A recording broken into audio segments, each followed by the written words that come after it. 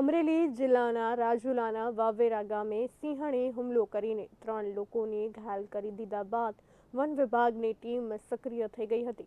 લોકો પર હુમલો કરાયા બાદ વન વિભાગે મેગા ઓપરેશન હાથ ધરીને સિંહણને પાંજરે પૂરી દીધી હતી। એનિમલ ડોક્ટરો સિંહણને બેભાન કરીને સિંહણનું રેસ્ક્યુ બાદ પાંજરે પૂરી દેવાઈ હતી। તંત્રની કામગીરીને કારણે સ્થાનિક લોકોએ રાહતનો શ્વાસ લીધો હતો। સિંહણના હુમલા બાદ ઇજાગ્રસ્તોને સારવાર અર્થે રાજુલા જનરલ હોસ્પિટલ ખાતે ખસેડવામાં આવ્યા હતા। આ ઘટનાની જાણ થતાં જ ACF GL Vaghela, RFO Yugrajsinh Rathod સહિત વન વિભાગ સ્ટાફ ઘટના સ્થળે પહોંચ્યો હતો।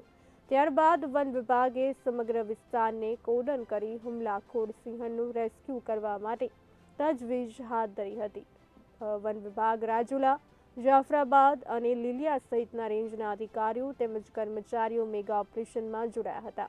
તો વિવિધ વિસ્તારોમાં ટીમ બનાવી સિંહણનું રેસ્ક્યુ કરવા માટે મેગા ઓપરેશન હાથ ધરવામાં આવ્યું હતું। વન વિભાગનું સવારથી ચાલતું હતું મેગા ઓપરેશન તો 10 કલાક બાદ સફળ થયું હતું।